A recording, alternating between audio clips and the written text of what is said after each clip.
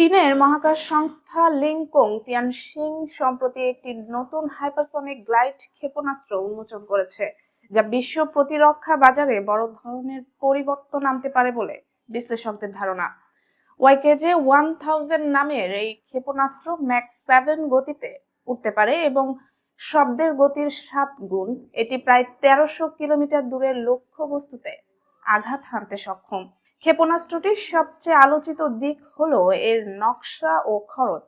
উন্নত সামরিক উপকরণের বদলে এতে ব্যবহৃত হয়েছে তাপ সহনশীল একটি বিশেষ আবরণ, যার ভেতরে রয়েছে ফেনাযুক্ত কংক্রিটের মতো উপাদান।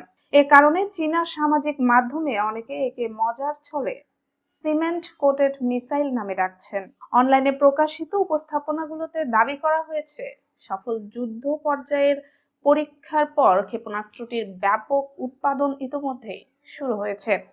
প্রতিটি ক্ষেপণাস্ত্রের দাম ধরা হয়েছে মাত্র 7 লাখ ইউয়ান, যা টেসলা মডেল এক্স এর দামের কাছাকাছি।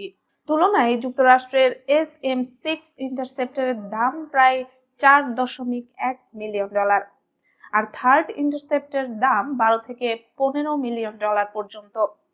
লকহিড মার্টিনের প্যাট্রিয়ট PAC-3 ক্ষেপণাস্ত্রের দামও প্রতিটি $3.7 থেকে $4.2 মিলিয়ন। সামরিক বিশ্লেষক ওয়েই ডংজু চীনের রাষ্ট্রীয় সম্প্রচার মাধ্যমে বলেছেন, আন্তর্জাতিক বাজারে এই ক্ষেপণাস্ত্র প্রবেশ করলে প্রতিযোগিতা উল্লেখযোগ্যভাবে বেড়ে যাবে।